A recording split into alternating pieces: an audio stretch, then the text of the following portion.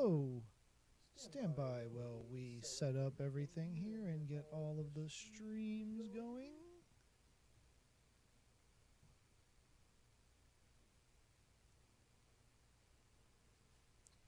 Hello, good evening, and stand by for one moment while we get all of our feeds going. We'll start the show in just a minute.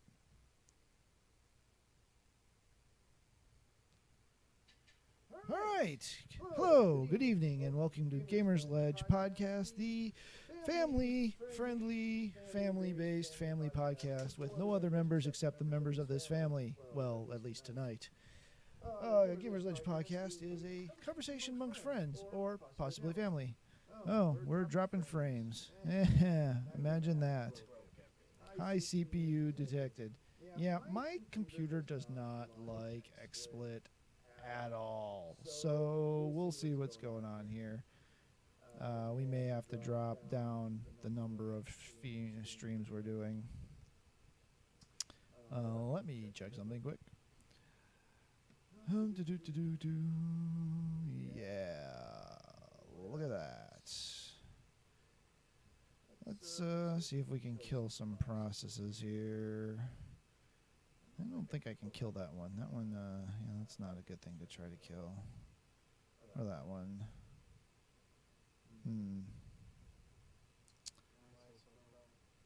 Alright, well, yeah, Chrome launches like a gajillion processes just by running. We'll close the tab, see if that helps. Yep, nope, that is not going to help. So what we're going to do here actually is we are going to drop down to just Twitch. Sorry guys, if you want to watch us, head over to Twitch TV/Gamersledge. We will post this back up to YouTube after the show is done. But right now my computer is not going to handle streaming to the 3 different services. So if you happen to be on Facebook or on YouTube, please head over to twitch.tv/Gamersledge and you can watch the rest of the show there. We have a very different show tonight. As you can tell, it's just myself, Matt, and my son, Mitchell, who's going to talk about some stuff. So hold on one second. We apologize for the inconvenience. You apologize. I just say, yeah, that's just what I told him was going to happen.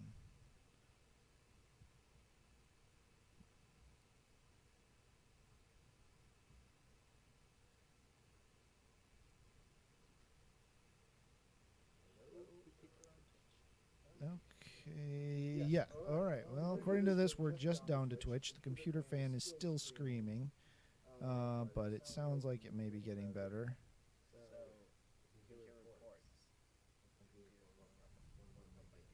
Oh, hey, check that out. We're dropping down. It's still higher than, but hey, we may actually be able to handle it at this rate. So, welcome. We'll try this again. The Gamersledge podcast. Those of you who are coming over from either Facebook or YouTube, apologize for the delay.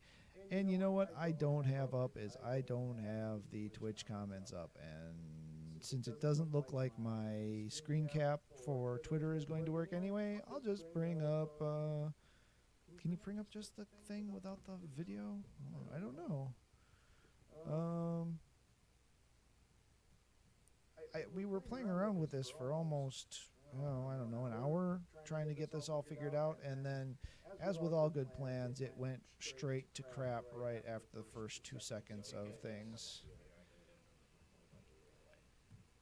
Yeah, oh, wait a minute, I just did twitch.tv/TV. It's probably a thing, but it's not what we want. It is twitch.tv/Gamersledge that we were looking for. If I can just kill the... Oh, and it's still telling me that we're streaming Overwatch. Hey, guess what? We're not streaming Overwatch or Dragon Ball Universe 2. And I don't know how to tell Twitch otherwise. If I can just kill the... Right, so I'm actually going to kill the video stream here because we don't need that because we're here. But we are now in the comments, so please feel free to add to the comments and let us know if you have any comments or questions as we go through the show. So, welcome. I am Neo Sapien, a.k.a. Matt. This is our very special guest, an intern, if you will, to the Gamersledge Empire, Mitchell. Hi. And we're using a rock band microphone because the built-in microphone on my laptop is much like its ability to run multiple streams at one time, not so good. So we're using this. Tests seem to work pretty well, so hopefully you all can hear us. If not, please say so in the comments, and we'll go ahead and fix that up. Try to, at least. So,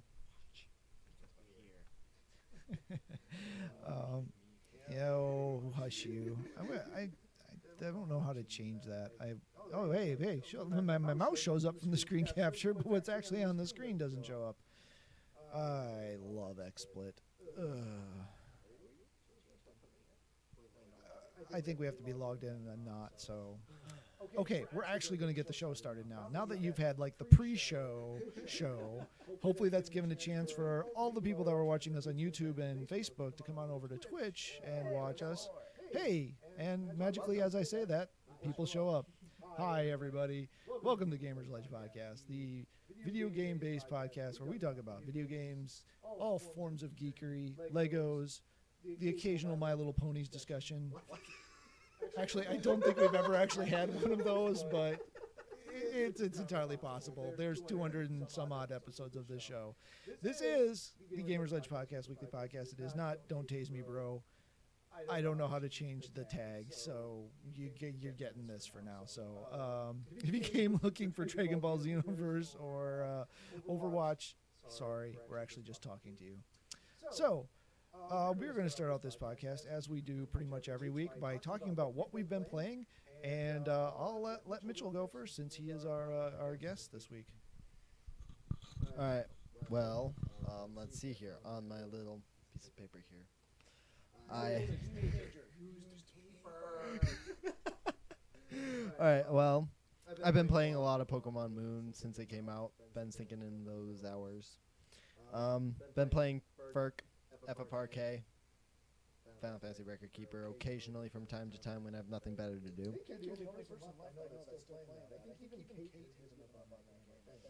As I said, occasionally. Final Fantasy 15, another game I've been alternating between Pokemon and Final Fantasy 15 a lot. Been trying to balance that out. Been doing Rock Band Rivals more recently. Been working on getting that score up. And World of Final Fantasy, I've also been playing that. So, Final Fantasy, yeah, lots of it. And so, what platforms are you playing on? Well, I mostly play PS4 and my 3DS for mobile games, and then PS4 for console games. My PSN ID is Albatito. If you want to, I don't know, do something with that. Perhaps, so you can play games together? Yeah, that sort of thing. Yeah. So if you want to shoot me a friend request, feel free to do so. I'll get back to you as soon as I can. Spell that out. Just so. ALBATYTO, I think.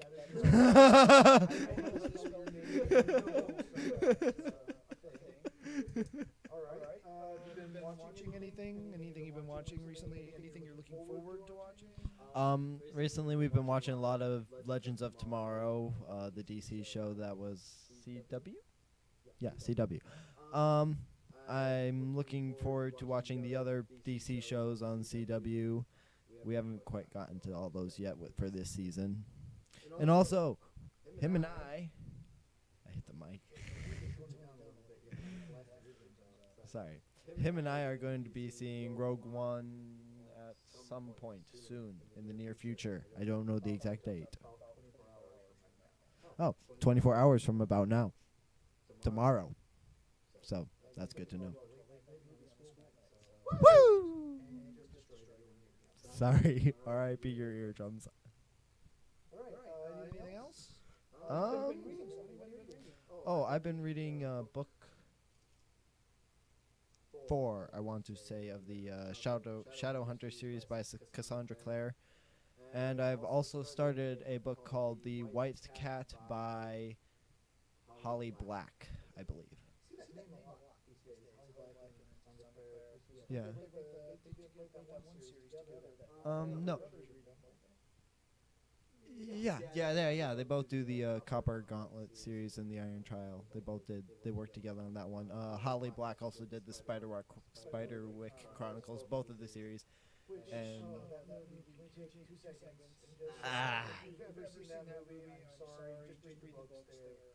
yes, please don't watch the movie. I'm cringing just from the memory of it. Oh, why? Oh, okay, right. I'm like, wait, we bought that?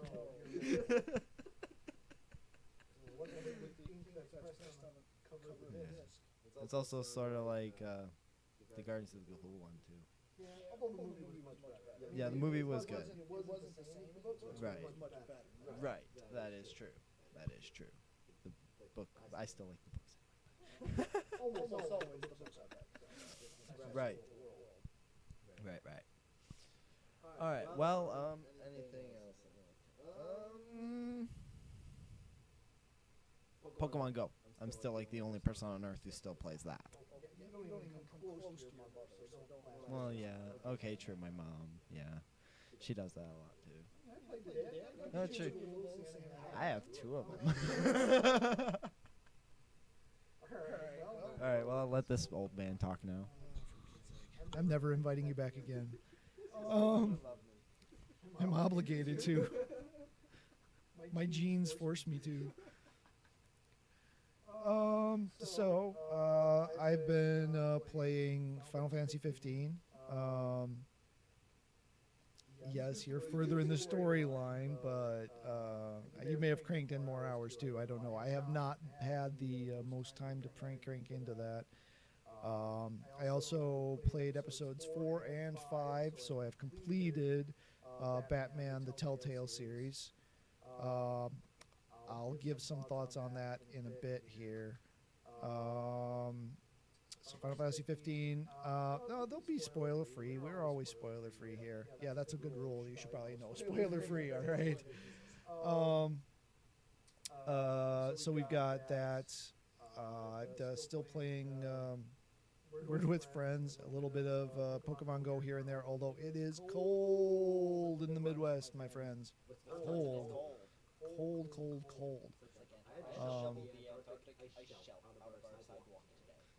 He exaggerates only slightly. And so Pokemon Go is really limited.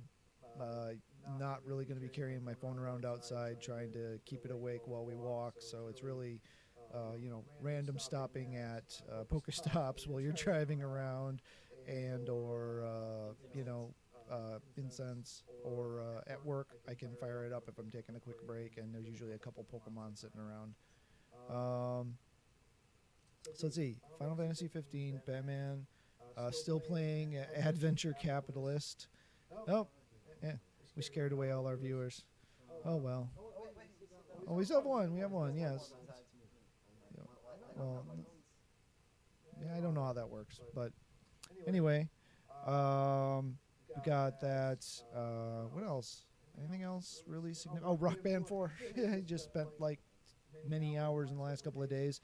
So I guess we can talk about that right now. Just Pokemon handheld? No. I haven't fired up my Vita or a DS or anything in a long time. So we've got the Rock Band 4 recently came out with their update, their 2.0, so to speak, Rivals, which introduced a lot of new options in the game. And today, Wednesday, the 14th of December, they dropped the 0.01 patch to that with the December update. Now, originally the December update, the big feature was going to be online multiplayer. That didn't happen. That's been bumped to January for enhanced testing to make sure that they've got it all right and that it works for all the modes that they want it to work in.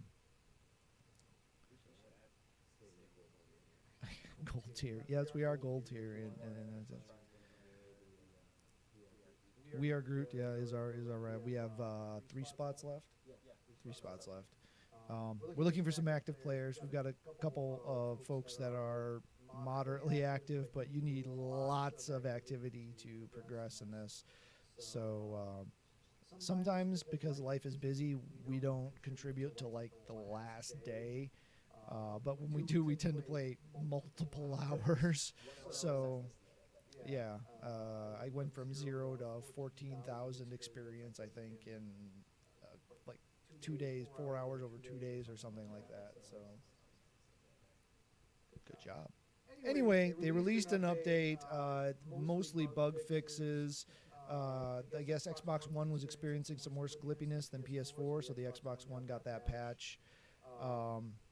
Oh, wow, computer went to sleep. That's never happened before. Plugged in, too. Why in the world? Well, at least it was only the monitor. Then we got what is it? There's a couple of T-shirts for a charity. That name is escaping my mind at the moment. We've got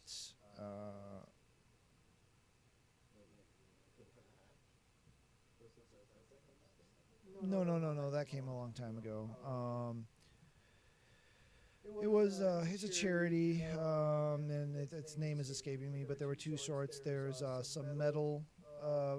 Based clothing, not metal as in metal as in the music style. So like the dark raiment as an outfit. It's kind of a cross between Neo's outfit from the second Matrix movie and something out of Guar. So it's somewhere in the middle of all that. And there's other things. There's some new instruments and basic stuff. Also, if you own Rivals, you get 12 free tracks. These are tracks that come from the rockumentary. I believe that's what the mode's called. The rockumentary, Rocky drama, where they do the behind the what would you call it, the behind the music. There you go. That's the thing I was thinking of. They do the behind the music style. Wow. Completely. The documentary, mockumentary. There are bands in there that talk about your band. And I thought they were just Harmonix employees. Well, they may be Harmonix employees, but they are also members of bands in the Boston area. So it's 12 songs by 12 of the bands from the Boston area. So they set that up for folks, and you get those tracks for free if you have Rivals. There it is.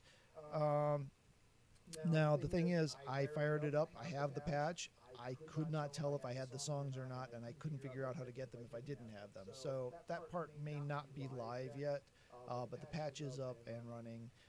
Fix some of the jankiness, fix some of the detection issues. So overall, it seems like it's a pretty solid patch. We haven't played around with it yet, but, and I mean around as in a round of music, not around like play around. English people. So we'll report on that more later after we've had a chance to get some time in.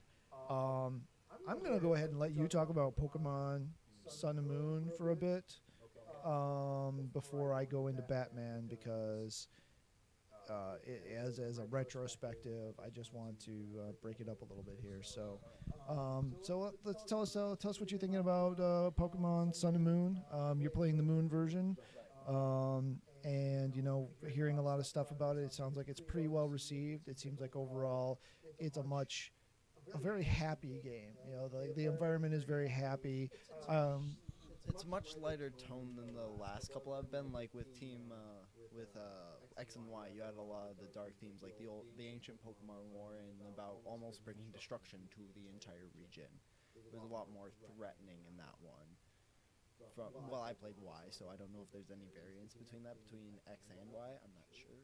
I'm pretty sure it's pretty much about the same, but yeah.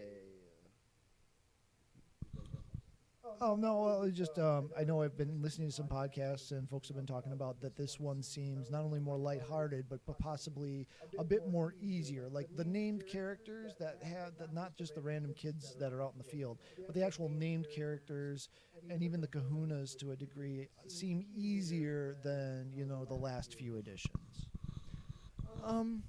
I sort of agree with that in a way. Like when I first battled Guzma, well, for the first time, it was a lot easier than I was expecting.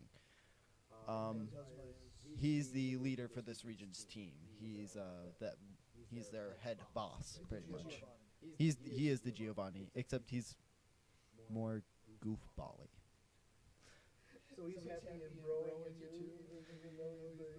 Yeah, they I feel like they took the stereotypes of like your stereotypical gangster and then multiplied that times 10 and then made it as goofy and stereotypical as I can. Because just the grunts, here, if you'll take the mic for a second, when when they're moving around and walking, they'll move their arms like this the entire time, like they're trying to be like some sort of like gangsters.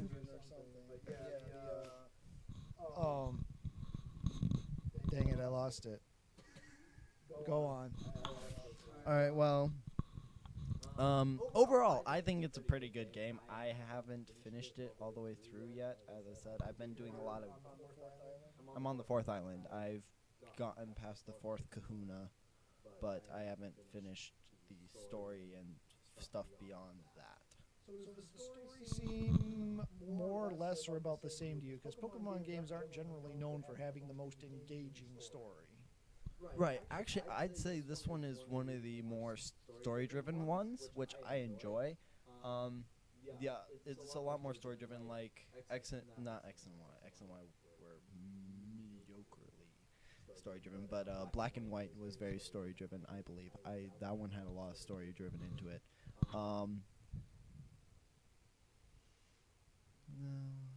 But yeah, Black and White and this one seem to be pretty story-heavy, and this one is actually almost driven completely by the story because the Pokemon League in Alola hasn't been established yet, which is what the gyms and the Elite Four and the Champion setup is in every other region. That hasn't been set up in Alola. Instead, they have this island challenge that you have to go through as like a coming of age ceremony type thing. Okay, I hadn't actually heard that. I didn't realize that the reason that you had these Kahunas and stuff because the league didn't exist there. Yes, the Pokemon League does not exist, hence no gym badges, no nothing. So yeah, and I feel like it takes a lot of the influence from Hawaii.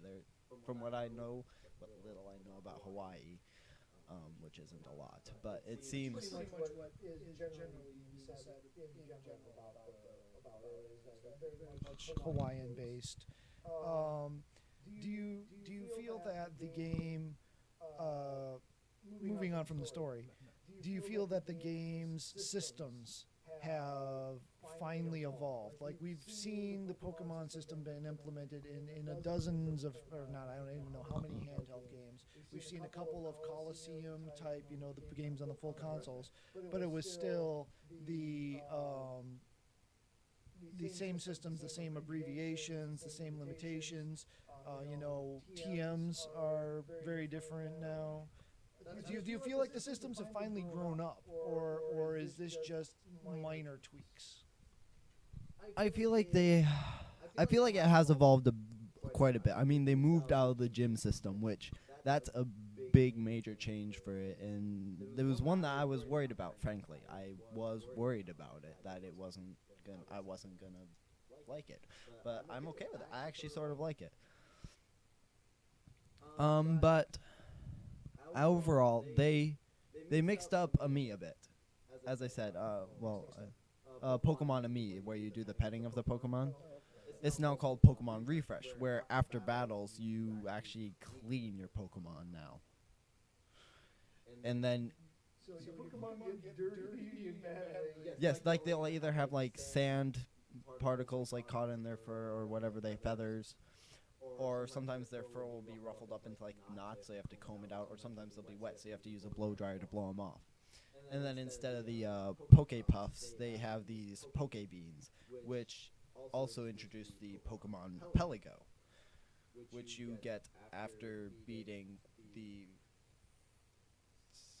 second trial on the second island, which you gain access to that. So when you get access to that, it adds, you pretty much get an infinite stock of poke beans as long as you're not feeding them prodigiously.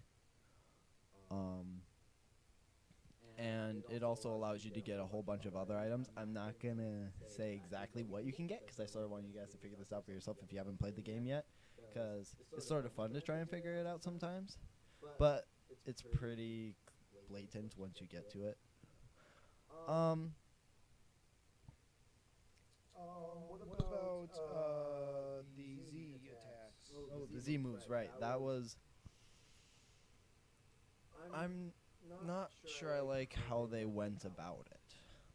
I like the idea, I like the concept, but somewhat of the way they went around it, it doesn't have the same feel as Mega Evolution, right? Mega Evolution feels more awesome and more like energized, whereas with the Z moves, it feels almost more comical in a way because of the yeah, but I it does fit the tone. It does, but it when I'm thinking about the Z moves, I want these I imagine these like super powerful moves, which they are. If you have one of the unique Z stones or any of the Z stones, they can wipe out a Pokemon. If it's super effective, it can wipe out a Pokemon in one hit. But but I'm not sure about like the whole pose thing prior to the attack. That's one of the things I don't really like, because every time you use a Z move, your trainer avatar will do a series of body movements, such as like Power Rangers type. yeah, it's almost like a Power Ranger charge up. They will like for one of them they'll do like flexing their muscles. Except these characters are like 12-year-old and have no muscles. They are wire figures with like noodle arms. And the one thing I was surprised about was the just plain walking, not the running, but the walking animation looks a bit weird for the male avatar at least. But think. Let me see here. What else do I have for notes? That's pretty much all I have on the Z moves. They feel like overly comedic. Did the Z moves feel like a replacement? I mean, I guess I didn't realize that. The Z moves are like a replacement for the... Actually, you can't get Mega Evolutions until post-game, apparently. I heard from someone who has finished the game. You can't get them until post... yeah, sorry. You can't get the Mega Stones until post-game. So, but the Z Crystals also sort of work as your gym badges in a way, but they are more influential. So, because they actually have an effect on your Pokemon versus the gym badges. But they sort of are supposed to work as a replacement because it's supposed to make up for that power loss from the Mega Evolutions, but they also wanted to make sure that it's different. So it's not really a replacement, it's more like a new feature that they wanted to add. I think, I'm not really sure. Just that one. Yeah, you can't do, but yeah. So, if you have any questions about Pokemon, I know we talked about it before with Turo and Dave, but I thought it was a good chance to let Mitchell have some thoughts in on it. Some different stuff, some of the same stuff. There is one thing that I sort of want to say. If they're gonna make a Pokemon, I feel like the way that they're setting this up is they're setting it up for almost like a Pokemon Sun and Moon 2. I feel like that. I'm not sure. Yeah. Except in the second game, I'm guessing they're gonna probably have, since the Pokemon spoilers. I'm not gonna say anything. I can't say anything because spoilers. Yes, I'm sorry, people with ears. Which is all of you. You're just watching this game. I'm not making light of your disability, but it's got to be hilarious watching us can't hear what we're saying.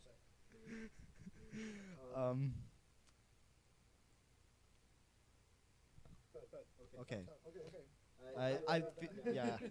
I feel like they're setting up for a Pokemon Sun and Moon 2. I feel like there's a setup for that if they want to do it. They did it with black and white, so it's possible. But if you were going to give it a in-process review score right now, what would you put it at?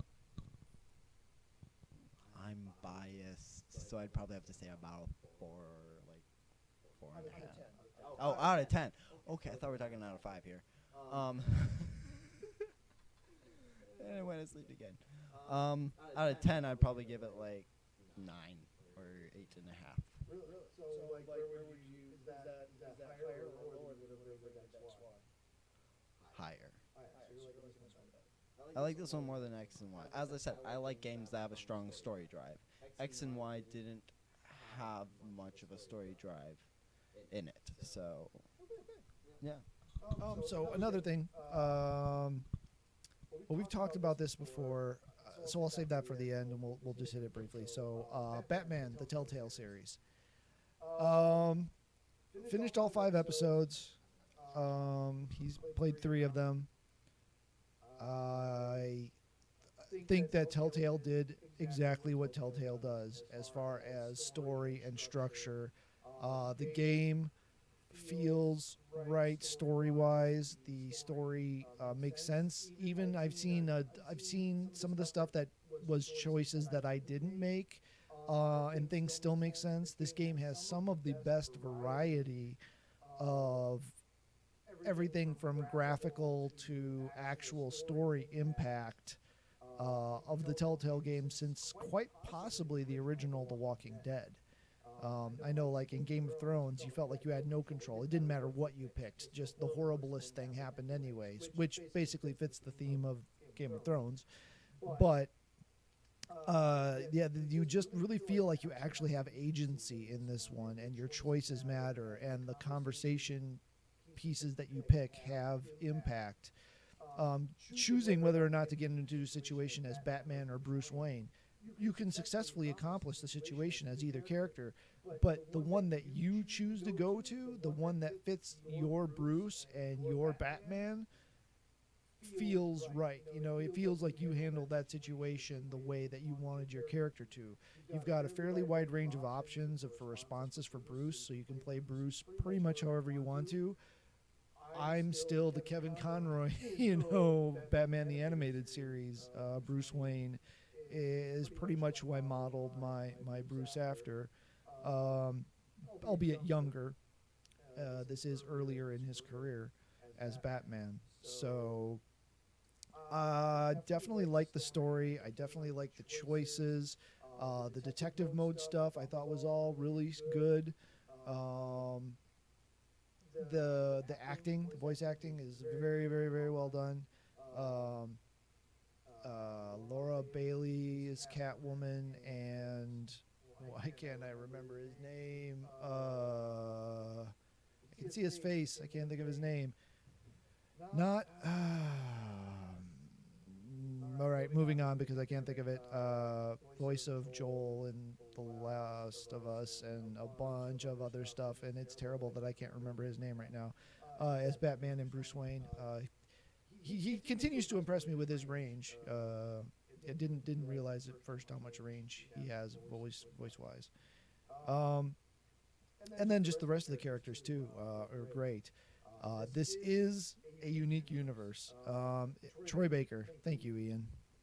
Jeez Louise, I can't believe I couldn't remember that. Thank you. Troy Baker, yes, is Batman Bruce Wayne. And we got, speaking of which, we haven't gotten any feedback yet in the Twitch stream. How is our audio level, Ian? Just send me a quick message and let us know. Okay, go ahead. So you said I know when we were talking about it, you said in 3 that there were a couple glips depending on what you chose. Did any of those happen in like 4 and 5? Now you're jumping ahead on me, but we can get into it. Oh, of course it scrolled by too quick. Back to the phone. Nope, that is not the right stream. I should be able to do this without being distracted, but I'm old, so I can't. All right, it sounds like we're probably a little quiet, so we'll Talk louder. jeez Louise. So those are the pluses. The story is great. Most of the time it looks great. The acting and the scripting and everything are great. The textual choices are pretty good. The choice meter in this one is actually incredibly fast. They don't give you a lot of time to think about the results. There were times where I didn't get all the responses read, and I had to pick one because I was going to run out of time. So that's all very good. So it does a very good job of keeping you going and frantic and not just letting you sit around and not doing anything.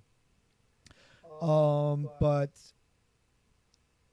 technically in episode 1 and 2, no problems. I did not encounter any problems in episodes 1 and 2 technically. Episode 3, some cracks started to show. In game, it referenced one of my previous choices wrong. It said I did something that I didn't do. There were a couple of more points where the frame rate would drop and it would get kind of glippy. Episode 4 was horrible for my experience. I haven't read a lot that said a lot of people had the same experience as I, but the game crashed on me 3 times. There was a lot of glippiness. There were a couple more situations where things were referenced that weren't the choices I made. Now, having said that, I know at least 2 patches have dropped recently. So some of this stuff may have gotten fixed. I don't know. I can't play the games again because once I've established my story, if I go through it again, I just choose the same things again. Because I've already established who the characters are in my mind, and I have a hard time going through and picking the alternate solutions. But 4 graphically had some issues. Stutter had some issues. The choice stuff and the crashing was made me real nervous about episode 5. Episode 5 is better, but there are still some issues. The first time I fired it up, it was so choppy I could barely play it. I finally shut it off, shut my PlayStation down, turned it back on, loaded it back up, and it played much more smoothly. There were still several instances of, I don't know if it's frame rate drops or the engine just can't keep up or what it is exactly that it's doing, but it got pretty choppy in a couple of places. Overall, though, it ran pretty smooth. I did not have any crashes other than the one I did by turning it off. So that was good. The episode 5, I guess, I don't know if it's just that at that point you're kind of locked in by your choices that you made previously, but it seemed like you had, except for a couple of major decisions, it seems like it was much more on the rails than the previous episodes. But it still fit. The story was still great. The acting was still great. Bit of choppiness. I had one guy in a scene who was nothing but a pair of eyeballs. The rest of his body was completely gone. All I had was a pair of eyeballs attacking me. Made for a very weird experience. I didn't quite get it. They very obviously set up for a 2. Once you encounter a certain character in episode 3,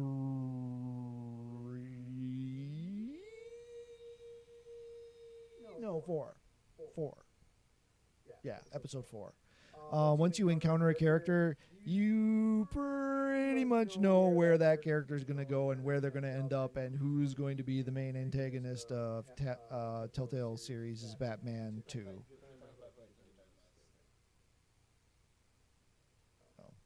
Which is the one where you start out in Arkham.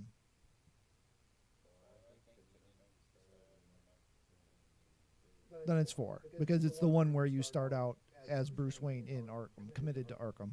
Spoilers, sorry.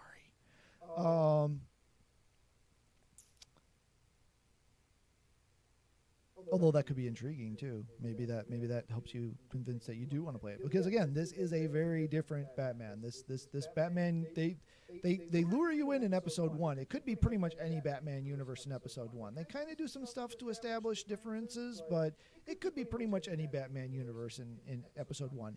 Episode 2, right up the bat, this is a new thing. That just go with it after that point.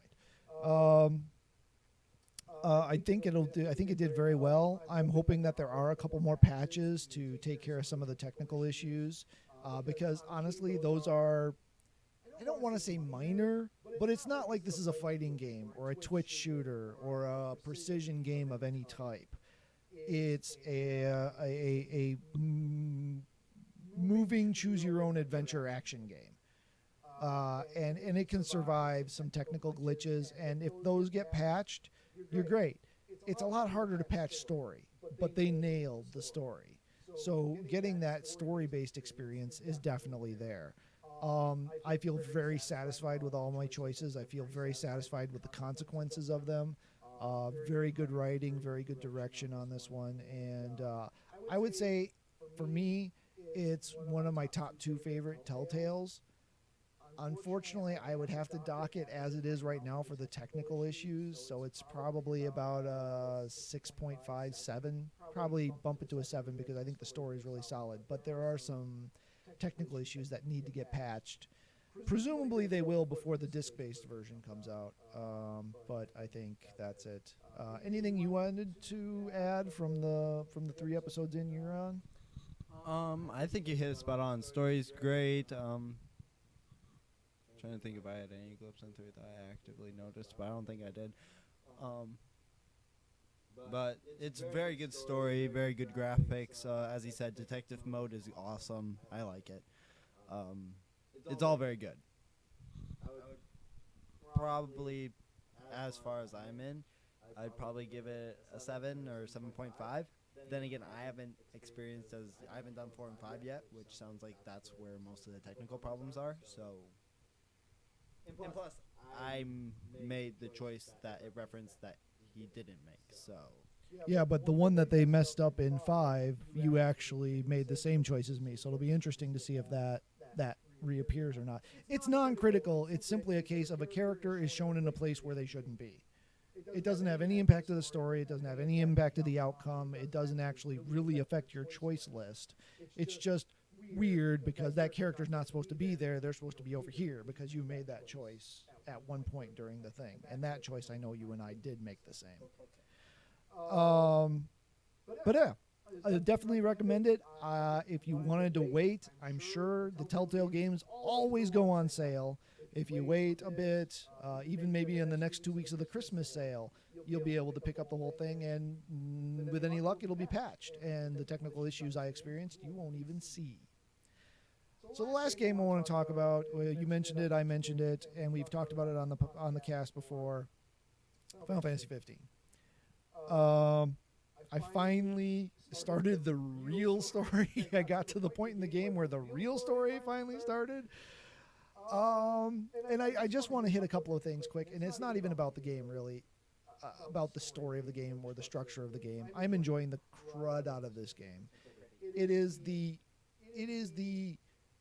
bizarrest fusion of a Western and JRPG that you could ever imagine, and it works.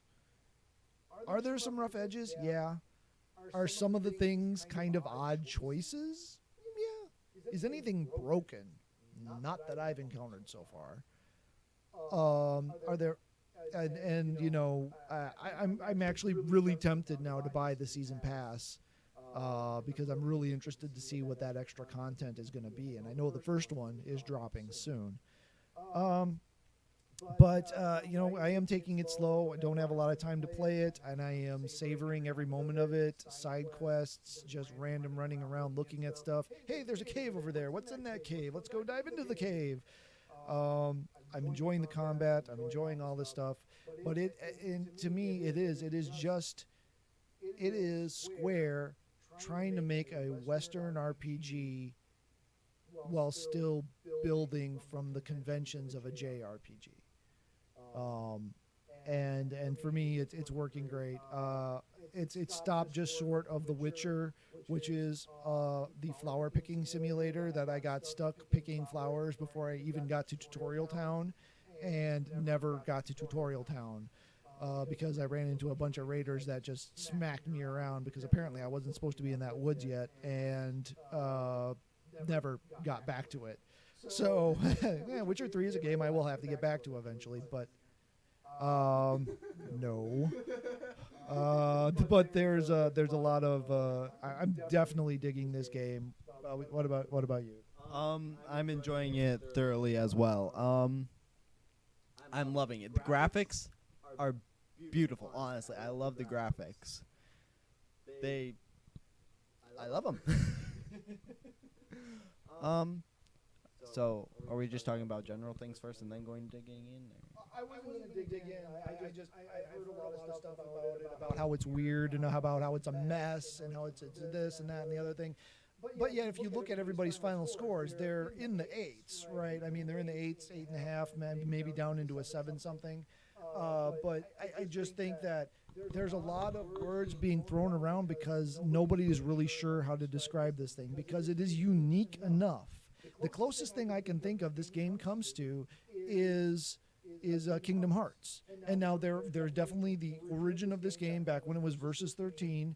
There was definitely Kingdom Hearts development team influence on this, right? Art director is the same, Tetsuya Nomura. So there's definitely Kingdom Hearts influence on this. So Kingdom Hearts is the closest thing I can think of that's come out before that this is too.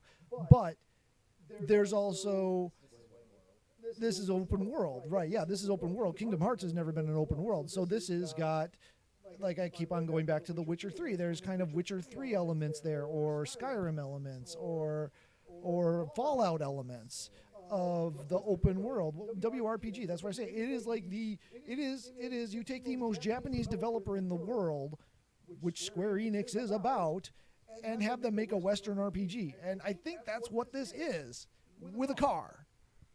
It's a beautiful conglomeration. It's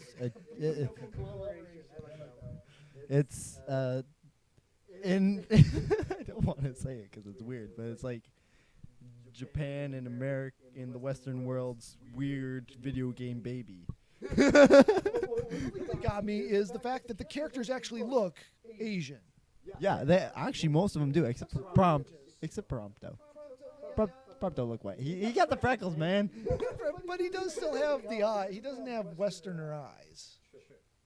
So I mean that's the one thing that really got me is generally, yeah, Ignis does. It's harder to tell because of glasses, but I've paid attention. But they have in anime, it's most of the characters, and I think it's just because of the big eyes usually don't look Japanese. Even the most, I mean, you go from like these huge eyes down to little slits, right? I mean, and that's like your range of eyes in popular anime. Now there's exceptions everywhere, yes, I know, but by and large, whereas this one, they look like a Japanese boy band. I mean, that's what they look like. Noctis looks like he came. Noctis and Prompto look like they came straight out of a VK band. Do you know what VK is? Yeah. They pretty much. That's pretty much what they look like. I mean, Prompto's hair. They have more. 4 of them. They have more product in their hair than I have ever seen in my life. Yeah. And that's saying something. Yeah. Cloud and Zach. They put them to shame. I'm sorry, Cloud and Zach. In the hair product department. Yeah, in the hair product department. Gladio and Zach may be on the same strength level, except Gladio's slower. So, any flaws that you found with the game so far? I found no major flaws. I'm still unsure about the car. I'm unsure about the car still. I'm not sure if I don't know what to think about it yet. It's an interesting system, and it definitely conveys how big of a world we're actually going through in this game. How large and grand scale this world is. And how slow the cars in the world of EOS are.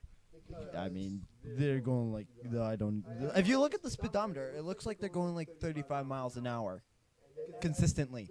Based on how long it takes you to go half a mile, that wouldn't surprise me at all. That I don't know why you're going so slow in this.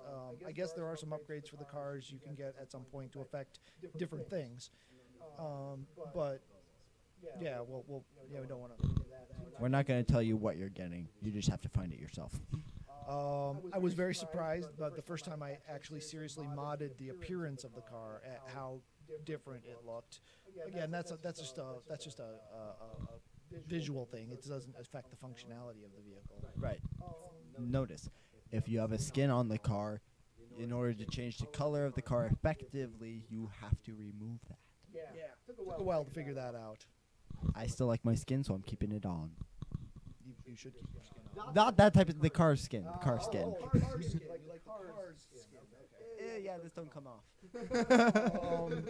But there's the car is an interesting element. I'm not far enough in yet that I can really say it one way or the other whether I think it's a good or a bad choice. It seems to be fairly divisive, but it also seems to have elements that, to me, it's like the ship, or it's like any other land-based vehicle you get.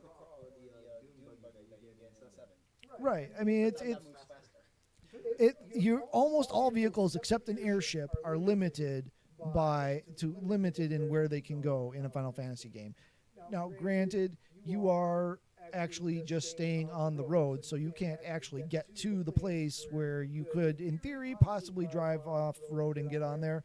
But that car, I really wouldn't want to drive off road. It's not really it's well, even that, it's a lowrider. I mean, you'd bottom out on every dadgum thing, but.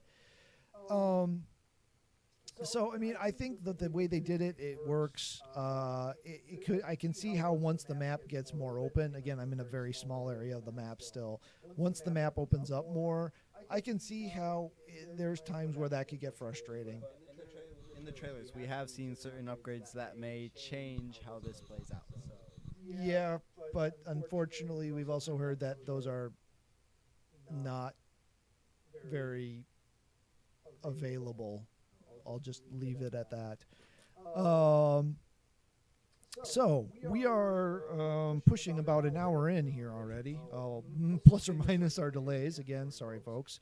Haven't seen any questions coming in across the Twitch chat or our Discord server. So we're going to keep on keeping on here. If you have any questions or comments, please go ahead and hit us up. Ian, you know how to get a hold of me. So, if you've got anything, go ahead and fire it up. But I think that's pretty much the end of our thing. We've talked about rivals. We talked about... Oh. That's where I was going to cut it off. Did you have another? I just have a ton of notes about the game in general. Oh, well, let's see what there's. It's just pretty much Very open, it's pretty much tactical. all different things that you can do in the game, sort of like different systems that they implemented. Yeah, it does feel like they've actually finally brought Final Fantasy into the modern world. Hey, it's Pizza Man. Oh my.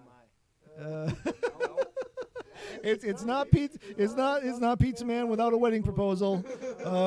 Sorry, taken. He's too young. Okay, you don't have to repeat every comment. We don't want to talk about that. That's kind of spoilery. Very different from every Final Fantasy game. Yeah, again, feels like they really brought it into the modern world, and in a way that people are actually enjoying and appreciating. Unlike 13, I can kind of see how 12 to 13 to 15. I can kind of see the evolutionary path. I can see how it came in, and yeah, okay, we better talk about that. We hit on that early in the introduction. We hit that early in the introductions, Ian, but we'll talk about that here in a sec. Magic I'm torn on, because I understand that magic is supposed to feel incredibly powerful and something that you hold in reserve. It almost is, depending on how you use the magic. You can frequently recharge. Right. Well, magic is the crafting system. Well, at least the only crafting system I've come upon in the game. Well, that's not really crafting, though. That's fetch questing. Yeah, I get what you're saying, but You have to craft the different paints for. okay, yeah, all right. But it's the main crafting system, right? It's the one that has the most gameplay impact. So you have to craft magic, and you basically draw the elemental energy out of these crystals that are around the world, and then you capture it into a little flask. It's kind of a weird concept, but then you basically make elemental grenades. You're very limited in how many you can make. You're limited in how many you can use. You can craft different items together to give it different elements. But overall, it's one of those things where they feel so rare, not so rare that you can never use them, but so rare that you don't want to use them unless you really have to want to. So yes, Pizza Man, this is my son. We're doing the cast tonight from our house. Yeah, so I think that's it for Final Fantasy 15. I mean, we can hit it again if we have well, after we get further in, right? I mean, right now I'm thinking it's a pretty solid 8. And it's right up there with, for me, it's like right up there with Pokemon Movie. My dad asked me a question earlier, and I literally just had. Oh, we haven't even gotten that yet. So we'll okay. Well, really briefly, we the editors are in the midst of our Game of the Year discussion. That's getting going and getting crazy and stuff. And since he's not a regular part of our cast, I asked him what is his Game of the Year. And so he's going to make that announcement right now, live on the internet. Here is Mitchell's Game of the Year. All right. Game of the Year goes to, drumroll please, Pokemon Moon, because I'm a Pokemon addict. Yay. At least he admits his bias. So, yes, you're wearing a Darkrai shirt. We get it. All right. But I know it was very close between that and Final Fantasy 15. I decided by coin toss. So, like a true Pokemon player from the card game, yeah. So, all right. So Ian brought up the elephant in the room. We mentioned it earlier. Tomorrow, a little movie comes out. You probably never heard of it. It's from this obscure series called Star Wars, and it's about a war that occurs in the stars. Movie plots explained badly. Frog convinces son to kill his father. But that's a completely different episode. So this is the first of the Star Wars stories. Rogue One, the non-numbered Star Wars feature film. Never happened before. So this is a very interesting thing. It's taking place between episodes 3 and 4, which would be Revenge of the Sith and A New Hope. Taking place much closer to A New Hope than to Revenge of the Sith. It's actually very probable that there is some slight amount of overlap between the two movies. So as a Star Wars fan, as a guy who's read almost all the old EU books and has an unhealthy amount of Star Wars Legos, connoisseur. That's about as good a spin on it as you can put. Very, very, very intrigued by what this movie was going to be. And early on, from that first image we got of the team, the thing that came to my mind is, this is the Star Wars' Dirty Dozen. And that analogy, and you probably have never seen the Dirty Dozen, have you? I still think that analogy follows through. So minor spoilers. Only if you've not seen any of the marketing for this movie or know anything about Star Wars, is this going to be a spoiler in any way, shape, or form? But the main thrust of the movie is assembling a team that is going to get the schematics for the first Death Star, which drives events in episode 4, New Hope. If you've not seen that, get help. But assuming you have seen it, you'll understand how that's of significance. Now, in the old EU, this was done by a character named Kyle Katarn. He did it by himself. It was a solo insertion. Okay, probably makes more sense to have some sort of team going into it and have this ensemble movie. But this is all characters you don't know for the most part. This is a story about characters that are key to massive events in the Star Wars universe, but that you've never heard of. There are some touch point characters. You will see Mon Mothma. She's been in the trailers. So if you don't know who Mon Mothma is, that's perfectly fine, because the minute you see her in the film, if you've seen Return of the Jedi, you will know exactly who Mon Mothma is. Because I don't know how they did it, but the gal they got to play Mon Mothma in Rogue One looks exactly like the lady, and I can't remember either of their names. Apologies. From Return of the Jedi. Well, at the moment, there's somebody watching us. I don't know who's watching, and you never know once this goes up on YouTube. You have no idea. Anyway, crazy aside. I have been trying very, very, very, very, very, very hard to keep my expectations for this movie reasonable. There is a very good chance that, Disney has not made really any serious missteps with the Star Wars franchise or with the Marvel franchises since they took over. And so it seemed reasonable to expect that the movie was going to, at worst, be passable. But as this has gone on longer and longer, and we've seen more and more stuff, I cannot contain my hype anymore. I'm over the moon in a way that I have not often been on a movie. All right, sorry. It sounds like our sound went down again. Speak up. I'm really, really, really, really, really excited for this movie. I don't. If it's early reviews, early looks seem to be positive. I haven't gone anything more than headline skimming, so looks like the preview went or the premiere went very well. The early looks are very positive. I'm seriously hyped for this. The one thing though is I hope this movie does well, and I hope there's no direct sequel. I want this to be that one point in time of a very specific story with a very specific team doing a very specific thing, and we never hear from them again. But that's the short story, right? I mean, one of my favorite forms of literature is the short story. And it's because you pop into a place, you learn the bare minimum key elements of what you need to know, and then you leave. And I mean, sci-fi was forged in the fires of the short story. You think about Asimov, Bradbury, all the guys of that era. They were all writing, sometimes serial. I mean, sometimes they were serial. I mean, the First Empire book and the first Foundation book are collections of their serial stories about that part of the Asimov's universe.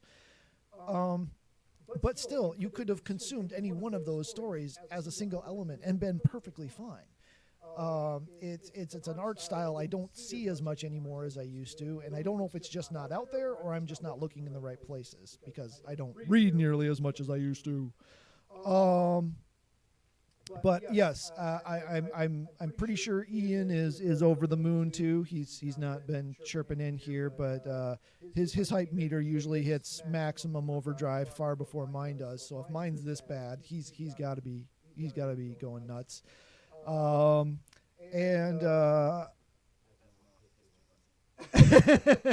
Yes, sorry. I love Asimov. I have not read nearly enough of his stuff. I've read a lot, but I haven't read it all.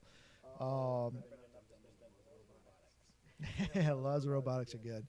Thank you, Ian, for logging in. I appreciate it. Pizza Man, sorry. What about Star Trek? What is the difference between that? I'm going to choose to believe that's a troll. But yes, the Star Trek and Star Wars. I am one of the people, and I like both. I love both. I'm actually trying to force myself to watch Enterprise just because I gave up on it really early on in the series, just to see if I can actually sit through it. Because I hear like the last season is good, so I'm gonna whatever.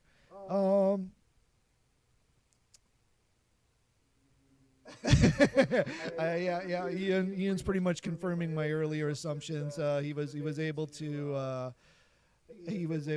keep it under control and but now that it's real and it's here and things seem to be going well, it's time for hype level plus plus. And I said about 24 hours from now we will be experiencing it for the first time, and I'm guessing we'll probably do a spoiler cast for that one. This is a big enough thing. We'll probably do that. We still have to do our Doctor Strange spoiler cast, so maybe we'll do them both in one night. Who knows? And I'm not going to answer that question, Pizza Man, because it's not relevant at the moment. But sure. So, do you have anything to add or any thoughts? I mean, where's your hype level on this? You've been very restrained while I rambled on there. Yeah. My hype level is, I'm not as big of a Star Wars person as the others in this household. I know enough to understand what they're talking about 90% of the time. But I'm actually really looking forward to this. This seems like a really interesting movie and an idea, and I'm really looking forward to this. It seems like it's going to be awesome. I'm interested in learning more about the characters in the team, because the only one we have any backstory on, words, English, I speak it, I promise. The only character we have backstory on is the girl, and I don't even know her name. Jen Erso, or I don't know. It's Jen Erso.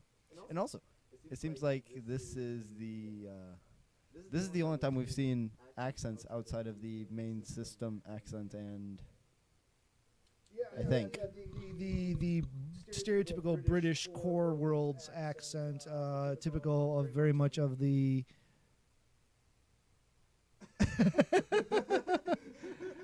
Not following Star Wars as closely as we. Oh wow, we got a bunch of stuff going on here. Sorry you think about that, Ryan. No, that's all right. Let's see how long it takes our little bot to take care of him. But Twitch chat is being Twitch chat. Pretty much, yes. Truer words were never said. So anyway, yes. So we're pretty excited. I think it's going to be a very good movie.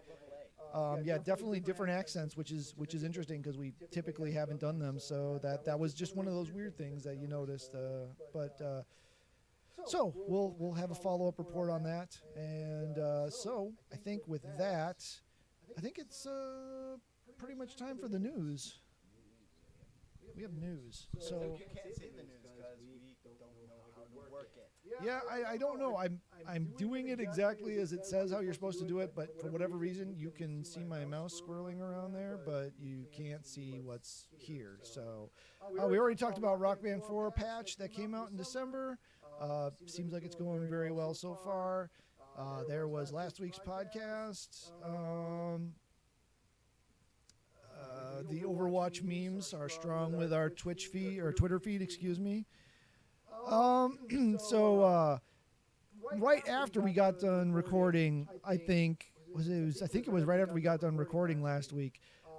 There was a reveal. We found a video. Yeah, it was right after we found a video that was the reveal of the Switch, or the Switch, if you choose to say, on Jimmy Fallon.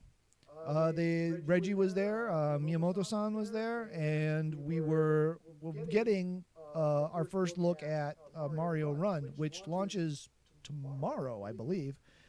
And then they did but there's more, and they lifted the curtain, and there was the Switch, and Jimmy got to play a bit of. My brain just died. Breath of the Wild. I could come up with a Song of the Wild, and that was not the right thing. Breath of the Wild. It was playing on the Switch. He actually they lifted it out, and he played some of it on the handheld screen. So and then basically plugged that they were going to talk about it more in January, and it comes out in March. So this is a very short release cycle for a hardware like this, or a release announcement to release. That's the cycle I'm thinking of. So they're moving it right along. I actually am not opposed to this kind of a thing. I know it's harder for people and families to budget for something like this, especially not knowing the price until 2 months out. But I'm guessing that this will be something that will sell high numbers of the minute Legend of Zelda comes out. So you'll have a little bit longer to plan because Legend of Zelda is not hitting on launch date. We have a question. Neo, do you think people should get the Nintendo Switch from Pizza Man? I'm tore on the Switch at the moment. The Wii was a passable machine. We had enough fun with it. It was worth the investment.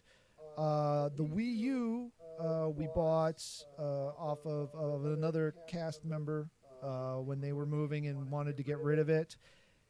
And it is the most underutilized machine I have ever owned. Not really a lot of compelling hardware or software for it. And even the compelling software that there is for it generally got sidelined for other things on the PlayStation or DS or some other platform.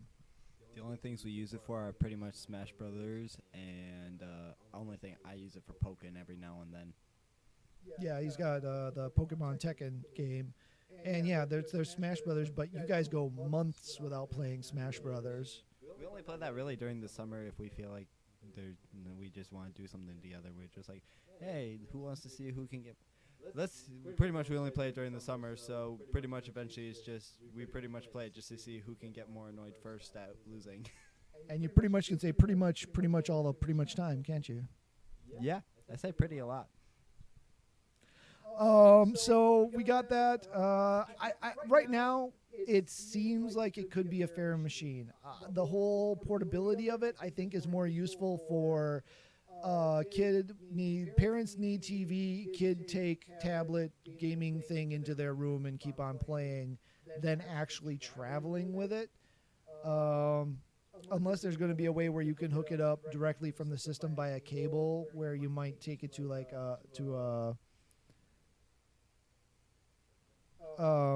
to take it to a hotel or something like that, maybe. But right now, without knowing a price point, I know we have the assumed price points. If those assumed price points are right, I would say it's a standby. It's a wait.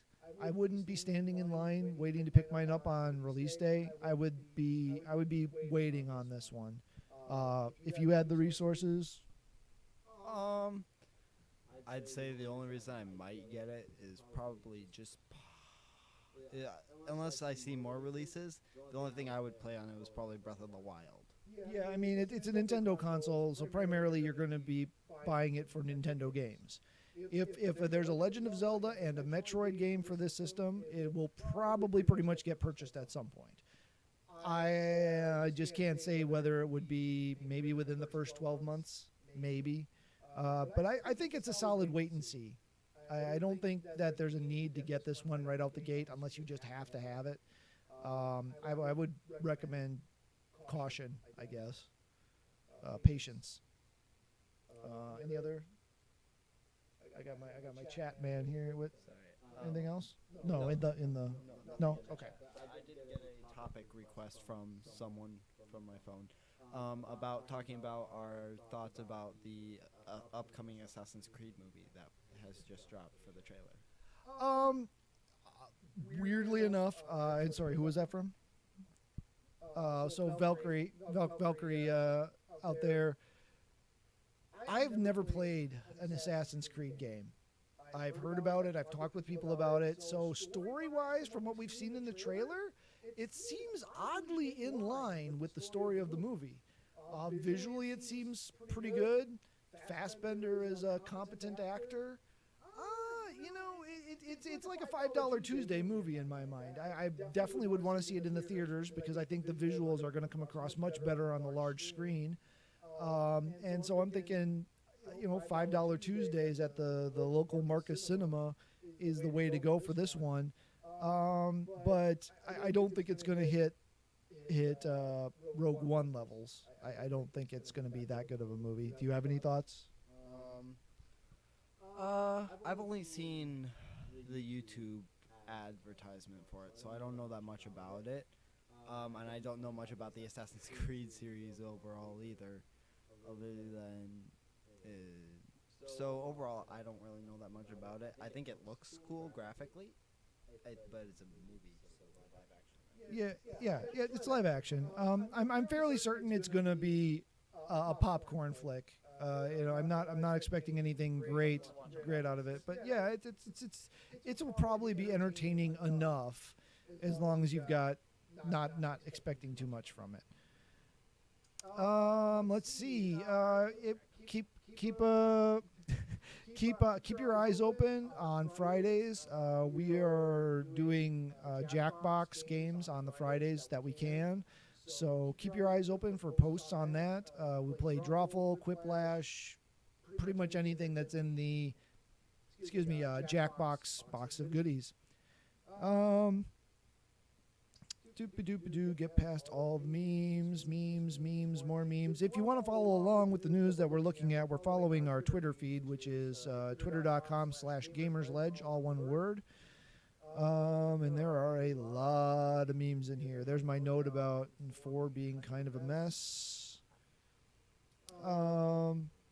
Somebody about that. Okay, wow, holy memes, dear Lord. Apparently we didn't do anything but memes. Okay, so we got Deadpool nominated for 2 Golden Globes. This is the little movie that could, man. I don't know. Are we maybe Oscar bound? I can't imagine that the Academy would ever consider this movie for anything ever. Except for possibly the number of most cuss bombs dropped. And even then, it doesn't even come close, I think, to the record holders on there. But maybe for the year, maybe. But yeah, I mean, this movie defies expectations. My wife likes it. I don't. This movie, there's just something about it.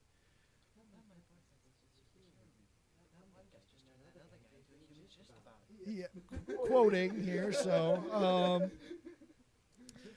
we've got another Pokemon Go update that's out. We have the holiday update. You can catch Pikachus with little Santa hats on. And there's more different kinds of Pokemon in your area, so they've shuffled the deck again. So, Pichu and Togepi are available as hatchable Pokemon now. So if you live where we live, where you're not doing a lot of walking outside, that makes it a little hard because you can't get your eggs hatched without walking long distances. So, it's a little bit. Yeah, it's a little rough for those who live in areas where it gets cold. Let's see. Crytek employees are not getting paid again. We hear about this stuff. There's financial trouble at Crytek. Which is kind of surprising because it seems like they've had stuff coming out recently that's been successful, or stuff that's been based on things that they've done that have been successful. But there are hard times everywhere. So we don't know what's going on out there. We don't know. That's a rough position to be in. Presumably there will be layoffs, and that's a tough situation. Obviously. We feel for all those who are affected because, excuse me. Excuse our human technical difficulties as my father coughs out a lung. Yeah, thank you. I don't even smoke. These guys are the guys that make the things that we love, and it's hard to hear about them going through rough times and not being able to do what they love is making things that we love. I don't follow racing games that much, not really my jam, but if you've been eternally upset by the fact that Porsche has been locked into an agreement with EA so that Porsches can only come in EA games, you can now rejoice, for that agreement is no more. Yeah, yes, the Oprah meme. Brought to life by a small. Yeah, there you go. I almost said something horribly inappropriate, so thank you for saving me from myself.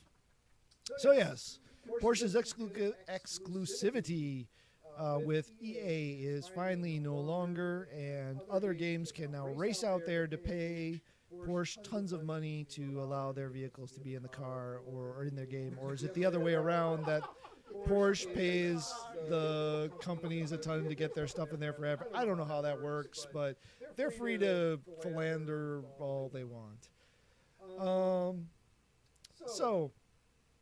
Apparently, Virtua Fighter 5 is a thing you can do in Yakuza 6. Excuse me. So, and it works really well. So, if you've been hankering to be able to get your Virtua Fighter 5 Final Showdown on your PlayStation 4, I guess you're just going to have to go get Yakuza 6. So you get brawling within your brawling. Yo, dog. Vive Studios is HTC's new in-house VR dev studio. So giving them a first-party developer for their VR stuff, and good stuff. Good luck to those guys. So we recently had announced that the third Cloverfield movie is seriously a thing that's going to happen. It was originally came out as God Particle, and we're going to be getting it, but not till October. It was originally slated for a February release. It is now slated for an October 27th release. I will still watch it because I love both Cloverfield and the band Cloverfield Lane. Ian, thank you. Good night, and appreciate you guys coming out and hanging out with us for a while tonight. So, see, we had, went back over Pizza Man's questions. What do you think of another Apes movie? I haven't watched this. I've only watched the old school Rubber Mask, Planet of the Apes movies. I haven't watched any of the new ones. It looks decent. I can't really say much about how it fits in. It looks like it is the fall of the humans, and it is going to be finally the Planet of the Apes. Seems to be what they're setting up there. But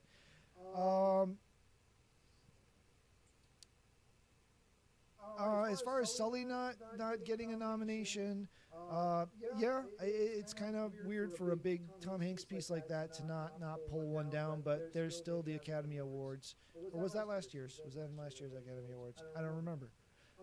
But they can't all be winners, and none of us understand how these things work because it's weird and mysterious.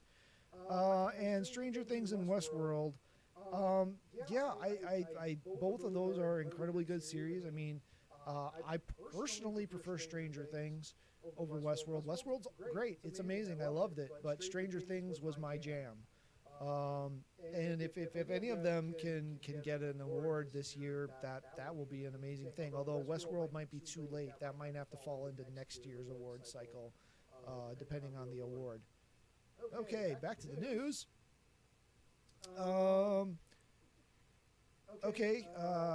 GameSpot put out their 2016 video game report card. I have not read it, but the byline is essentially VR may not have completely shook up the world or changed gaming or reality as we know it, but it's proved that it's more than just a running fad. So they think it's here to stay. They think it's going to be something that we're going to be talking about for years to come. And I've played on the Vive. It's definitely a unique experience, but I would not want to be playing the amount of time I'm putting into Final Fantasy 15 in VR. And so I think that until that nut can get cracked, that's going to be, like I said, basically until VR can be the holodeck or Sword Art Online style VR, I don't think it's going to be a replacement for anything. But that's just me. Well, that's basically the same thing. Vivendi is still trying to grasp its claws into Ubisoft. They're slowly digging in. And unfortunately, now we have some Ubisoft executives being accused of insider trading and being fined significant amounts of money. You don't help yourself with those things, and that's just the kind of stuff that the Vivendi folks can use to dig in even harder. We'll see. I really am not thrilled with this, and Ubisoft has definitely been doing some good stuff and with their games, they've been doing great stuff. They've been driving forward. They've been putting out stuff that's being liked by folks and really keeping that going with their community.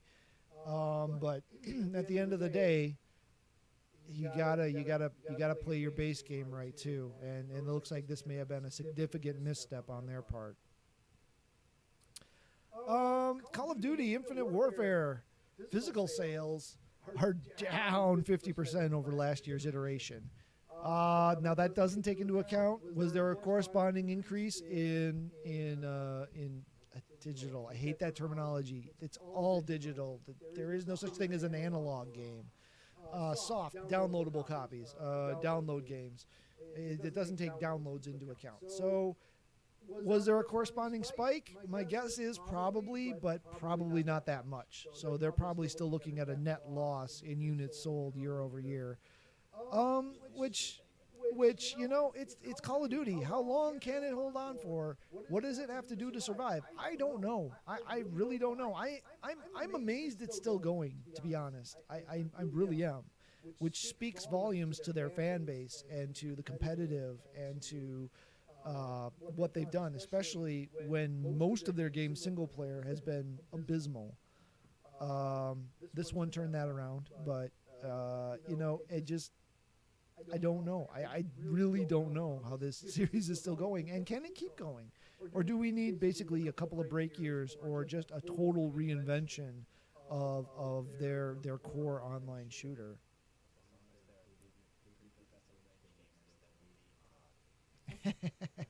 Or something equivalent. But Overwatch has been hugely successful. Completely different beast, but yet hugely successful. So, will we be looking at an Overwatch influenced Call of Duty next year? I don't know. Is that even possible? I don't know. Something the hype machine I did not dive into in our discussion earlier, but the first full trailer for Spider-Man Homecoming dropped. And this trailer does so many things right. As a huge Spider-Man fan, this trailer does so many things right. Tom Holland knocks Peter Parker Spider-Man just square out of the park. The introduction of Genki as the best friend, borrowed from the Miles Morales storyline. And still not knowing who Zendaya's character is yet. I've got some pretty solid guesses. A couple of different paths I think they could go with that. The only thing that kind of bothered me was the amount of Tony Stark we saw in this trailer. I really don't want this to turn into Tony Stark and his amazing friend. But then again, what we see in the trailer could be like 98% of Tony Stark in the movie, and there's really that's it. There's those touch points, and there's not much more than that. I'm hoping that's true, or that as the movie goes through development, they get that balance right through the editing process to make sure that it's not a Iron Man Tony Stark film that happens to have some Spider-Man scenes in it, but is actually a story driven by Spider-Man, and those Tony Stark Iron Man things are more of an aside. Again, we're seeing a lot of things right here. We're seeing a lot of things that I definitely are making me excited for this film, and we finally see a Spider-Man in film who comes off as powerful as Spider-Man is in the comic books. Because the previous films have kind of downplayed his strength and his agility and his other abilities to a degree. But this time we're really seeing a Spider-Man whose reflexes are off the grid and his strength level is on par. We saw it in Civil War. Spoiler if you somehow didn't know that Spider-Man shows up in Civil War. Sorry. But, just seeing that they're committed to that. and this being the first real batch of movies where Marvel Studios have partnered with another studio to come together and bring a character into the MCU, but still while being published by another studio. This can set a very good precedent and could lead to future things with other studios that are small furry woodland creatures and have very popular properties that they hold on to. Fox has mutants. So yes, very much excited for that, and looking forward to that. In yet another of the string of you must always have an internet connection, and again, living in a rural area, I mean, we're pretty well connected here. I mean, but you don't have to go very far away from where I physically live to not be so very well connected. And cell phones, mobile phones, a little bit better, but Super Mario Run does require an always-on internet connection. So you cannot play the game without an internet connection. Whether that's a Wi-Fi or a wireless connection, it has to be on. And with pretty much everything on a metered connection for your wireless data, obviously if you're running this on your 4G connection, you're going to want to watch and see how much data that's using. I'm guessing it's minuscule. I'm really thinking it's not going to be a data load. But if you've got a tight data budget, it's just another thing to keep in mind before dropping your $10 on a mobile game, which I think we've established I think is ridiculous, but oh boy. Mark's not here to talk VR, and I don't have time to read this article, but there is an article on Polygon about why it is very unlikely the Vive will ever play Oculus games, unlike the other way around, where we're seeing some of the migration the other way. And his comment that doesn't give me much to go off of anyway. But you know, it's a very interesting time. There's definitely things that are getting shared between them. There's definitely things that they're leaving in competition. So we'll have to just keep our eyes on this and see where it's going. Like we've said, we're in the nascent stages of this. So let's go on and keep looking. Jump over to the Twitch feed here quick.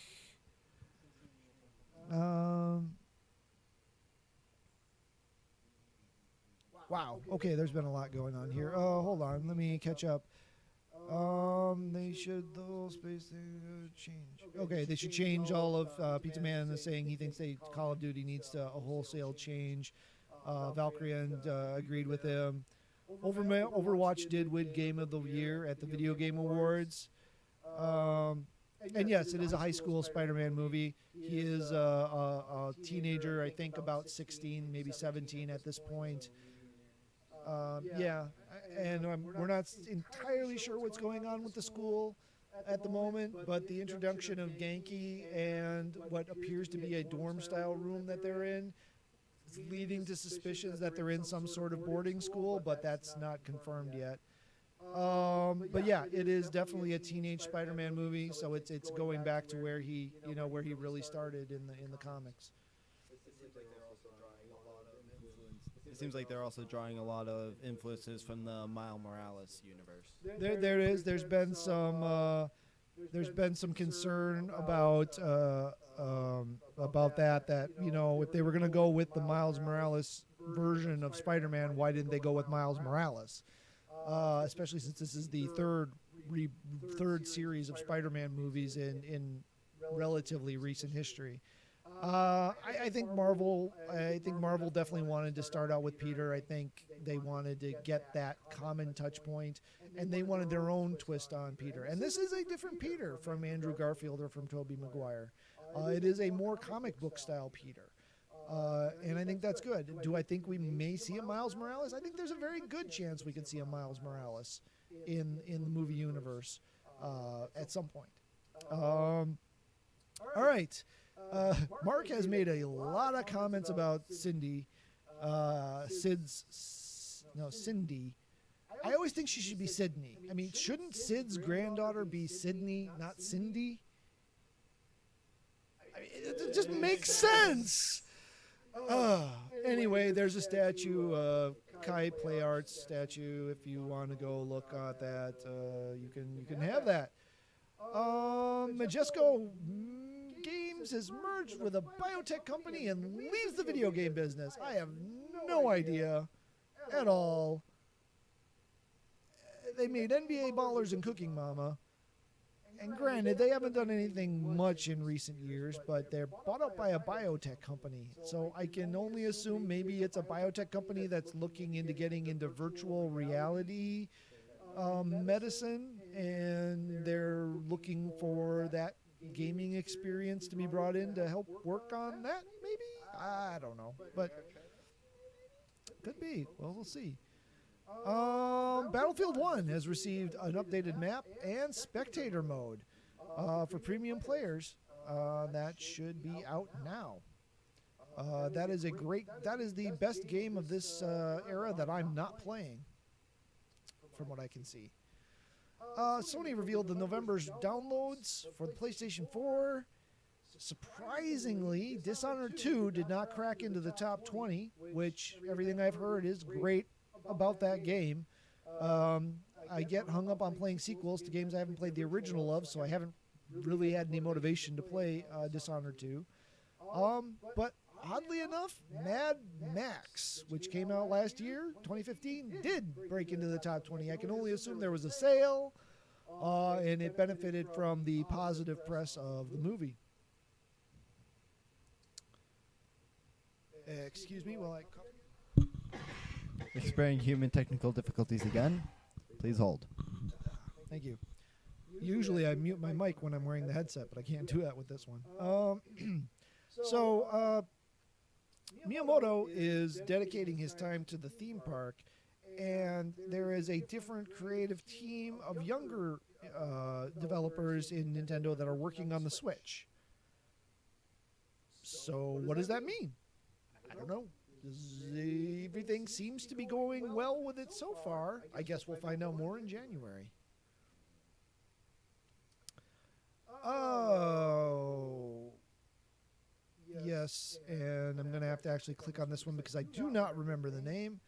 The villain for Jason Momoa's Aquaman movie has been cast, and while I wait for that tab to launch, I will go back and look at Baywatch. Okay, so I was younger when Baywatch was actually on TV with Hasselhoff and that crew. By the time Momoa came on to Baywatch, I had stopped watching. It had gotten pretty horrible by then. It was never good to start with, but it got horrible by then. Yeah, they definitely went the 21 Jump Street style with the trailer there, which is pretty much what I expected them to do, but gives me absolutely zero motivation to go to it. Basically, I'm sitting here thinking the boardroom discussion was, so we want to revive Baywatch. The brand is garbage, it's trash. So I'm paralleling what they did in the trailer, basically.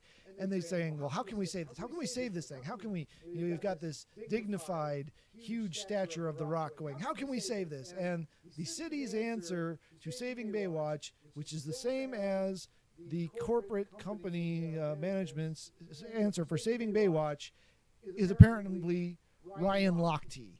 Because that's exactly who that guy is playing in that movie, is Ryan Lochte. And for the audience they're going for, that probably works. For me, I love me The Rock.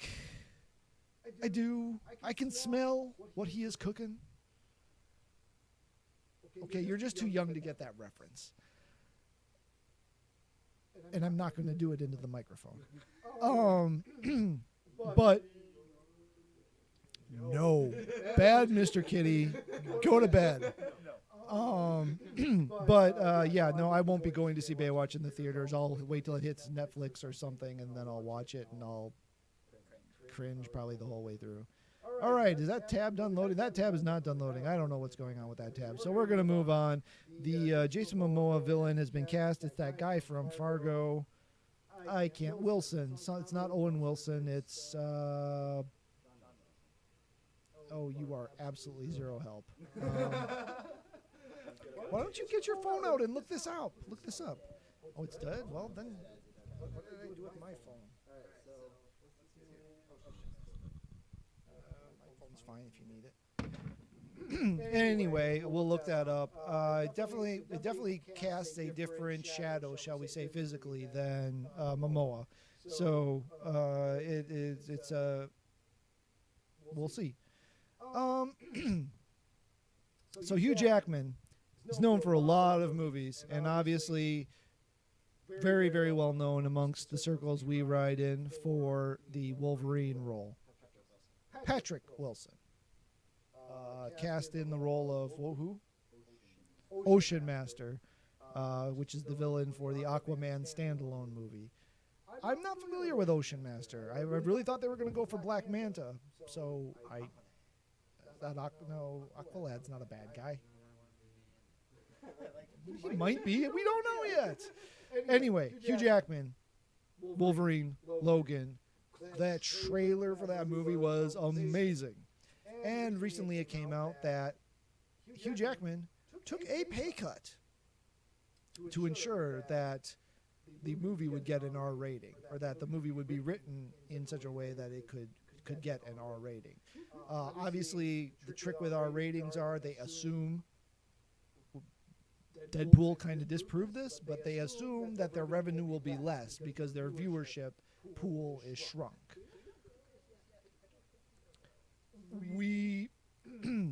There has been no confirmation of who the girl is other than to assign her the name Laura, which lines up with everybody's assumption that she is. Plug your ears if you don't want spoilers or assumptions. X-23. Ah, that makes sense. Okay. Got it. It makes sense. Okay, we're done spoilerizing now. For Honor, guess what? Requires an always-on internet connection. Pretty much right there, yeah. At this point, people and things are just assuming you always have an internet connection, and if you don't,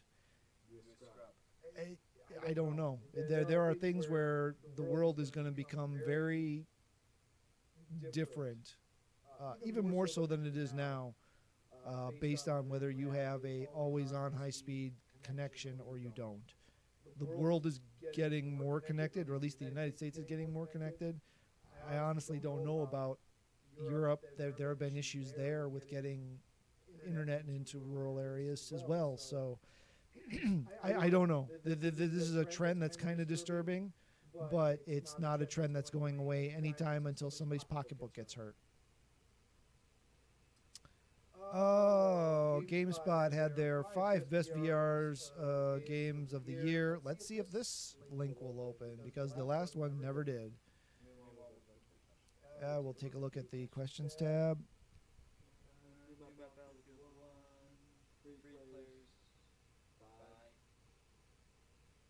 So the new is for free players. You have to buy. I believe it is for premium.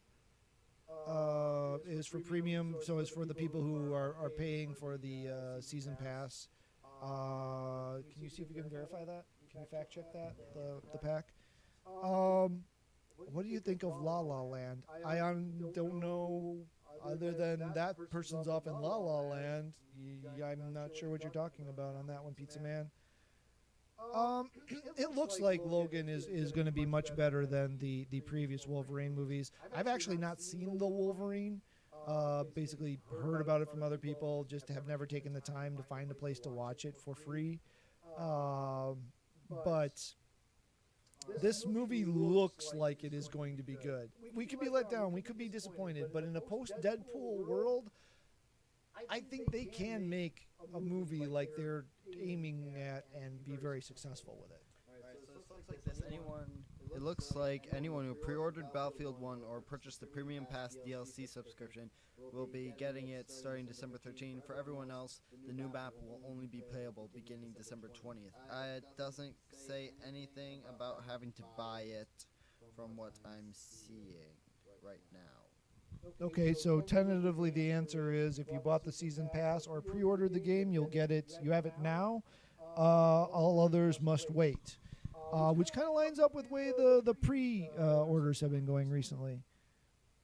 The movie La La Land. I'm not familiar with the movie La La Land. We'll take a look and we'll get back to that. Back to best VR games of 2016. Oh, please don't be a video that launches. Gosh, it's a video. Why? Please be in text. Thumper was one. Yep. No, pretty much the Thumper is one of the almost universally liked games that has come out in the VR space. Res Infinite also. Another almost universally liked game from everything I've heard in the PlayStation environment. Edge of Nowhere, which has been inspired by movies like The Thing and Aliens. Your plane crashed into Antarctica and sustained a head injury. This is on the Oculus. Survival kind of survival horror type thing, it looks like. Another one is Fantastic Contraption. It debated on the HTC Vive and showed you what really the room scale feature of that game, or that system is capable of.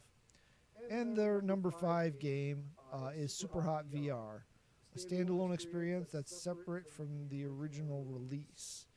I'm trying to figure out, it looks like it's on Oculus. You're going to be doing things, it's timed moves, punching, shooting, throwing ninja stars. It's a polygonal game, so things are not realistic. They're blocky and stuff. Looks like there's bullet dodging, kind of bullet time dodging of things, making you feel like you're from the Matrix. Oculus. Oh, there's the list. Now I finally get to it. So Thumper, Res Infinite, Edge of Nowhere, Fantastic Contraption, and Super Hot VR. If you have a device that is capable of playing those games in virtual reality, and you haven't checked them out, that might be one you want to check out. The La La Land thing. So, from what I'm seeing here, it's very well acclaimed. Getting either 4.5, 5s, or upper end on 10 scales. Rotten Tomatoes gave it a 95%. Roger Ebert gave it 3.5. IMDb gave it 8.8. It's a romance film, drama. Give me a second. Let me go to the cast here. Ryan Gosling, Emma Stone, John Legend, Rosemary DeWitt. No, a whole bunch of people. I'm guessing those are the leads, like Ryan Gosling and Emma Stone. Yeah, John Legend's probably like best friend side role or something. Yeah, we'll look into that one. We'll watch a trailer after the show and we can talk about it next week. There is a Final Fantasy remake Kai Arts figurine of Cloud. Okay, can we get through the news?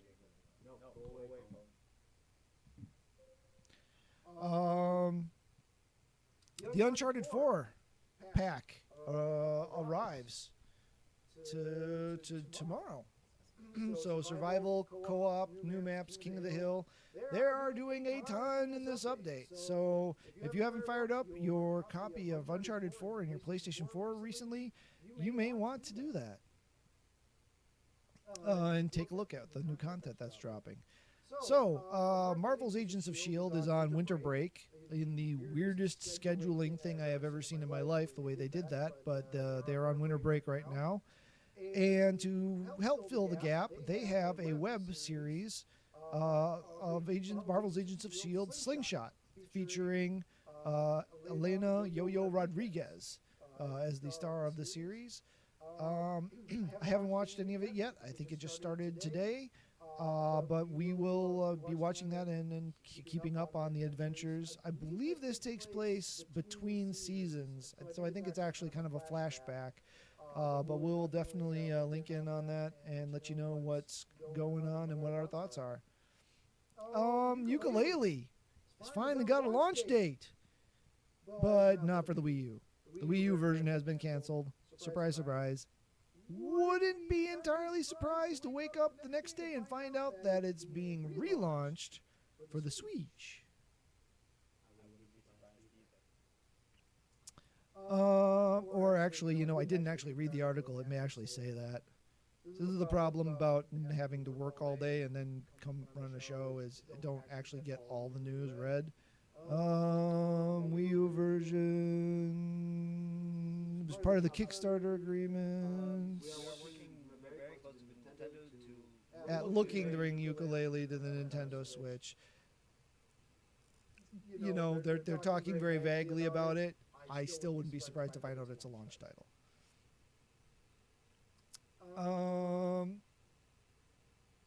So it looks like Oculus is doing some shuffling around of its leadership. We'll see what that brings, if anything. Left 4 Dead, an Evolve developer, is making a no co-op shooter. Imagine that. The people who make co-op shooters are making another co-op shooter. So no, but that'll be good.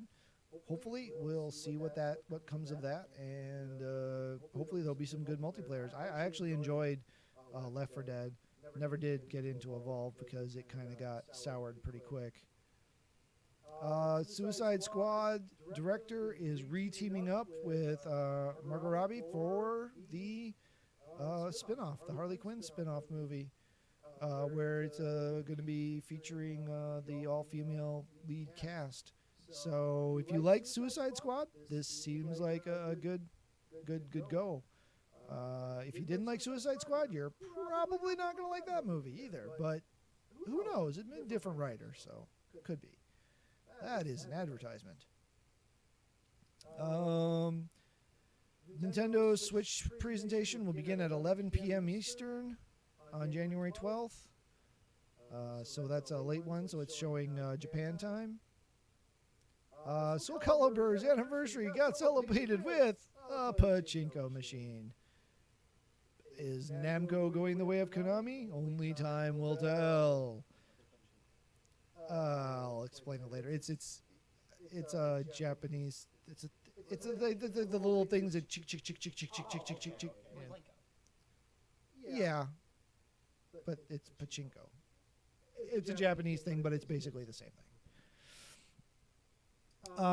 Let's see. What do we got? Tryon World's voxel-based MMORPG Trove is now free open beta. I believe I saw this, both on the Xbox One and the PlayStation 4. So if you've got MMO hankering and you like voxels, go check it out. The Overwatch holiday event is going. Costumes and the skins and stuff. The boxes drop rates seem to be even worse than the Halloween event. So venture in at your own risk. Week 2 of the PS4 holiday sale is on now. You can get the Game of Thrones season of the Telltale game for $6. That is a heck of a deal because even though you feel kind of out of control of some of the choices in that one, it is amazingly well written. Visually, it's one of the best of their series. And it is in the TV world to the point where they recreated the TV intro in the engine. So you get the TV show intro in there.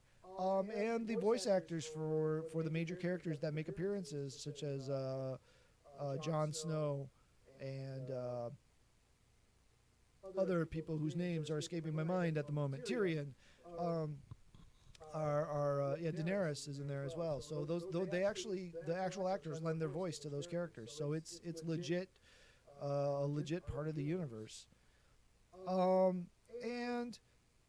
in a move that's almost as unlikely as Final Fantasy 15 and Last Guardian, both coming out within a year of each other, or a year. Jeez Louise. Within a week of each other, Shenmue 3 is in its final stages of development. I know that excites a lot of you out there. I never got into Shenmue. I even said it wrong the first time because I pronounced it the American way. Shenmue. Yeah, it's almost here. I mean, that's crazy. I mean, all this vaporware is suddenly not vaporware anymore. More memes, and more memes. So that brought us to the end of the news. Hallelujah. It's been another hour. I think we're probably actually at our Twitch limit because I think that is 2 hours. Doopy-doopy-doo. Thank you for the... Oh, yeah, sorry about the bot there. The bots don't like some stuff sometimes. We will watch those trailers afterwards. I think it's time to tie it up, though. It's been 2 hours. We've had a good show here tonight, and I appreciate those of you that have stuck it out with us. So with that, we'll give out our final thoughts. Any final thoughts for the folks out there? Watch Rogue One. It's going to be good, I'm guessing. Go watch it. Support them. Good stuff. Buy games. Play on. All right. That was a very compact and succinct last thought. Final thought. My final thought is, I don't actually have a final thought ready. I kind of lost track of where we were and what's going on here. I still control your life for a few more months. If you had a bad experience with Rock Band in the past, you may want to check out Rivals. If you know a friend who's got it and you have any interest at all, give it a go. I mean, they've done some really good things with Rock Band 4, especially since the Rivals patch came out. So, give that a go. I could use some more friends who play Rock Band, play Pokemon. Till then, you can find us here every week at the Gamersledge podcast on Wednesday nights, and usually on Twitch, YouTube, and Facebook. Back when we have a computer that's capable of running that, we'll be on all 3 streams. Monday, Tuesday, Thursday, and Friday nights, we do run 3 hours of content every night on Mondays, Tuesdays, Thursdays, and Fridays. From my time, it's 10 p.m. to 10, 11, 12. Yeah, 10, 11, and 12 Central. And so adjust that for your locality. But that's all goes up on YouTube and Twitch as well. You can like, subscribe, follow, do all of that stuff on the YouTubes and on the Twitches. Wherever they won't end up wherever they are relative to us at this point in time. Go ahead and hit those things, and you will get notifications when we go online. We have a Discord server that you can get in on, and I don't know that information off the top of my head. Apologize. Just follow us, and Mark will say it 1,000 times on the stuff he does. But then, we're on YouTube, we're on Facebook, we're on Twitch. Those are the main ones. If there's anywhere else you can think of, we're probably there as well. Just search for Gamersledge. I always think that's the easiest way. Just Gamersledge.com. Visit the website, check out the articles and stuff we're posting up there. Like, subscribe, follow, and with that in mind, I am not going to torture you with a bad joke. Not going to do it. Bad joke. There you go. That was more quality entertainment right there than every single joke Mark has ever done at the end of a show. So, for the Gamersledge staff and team, for myself and for Mitchell, I thank you for watching. Everyone have a great week, and we'll see you back here next week. Until then, game on. Game on.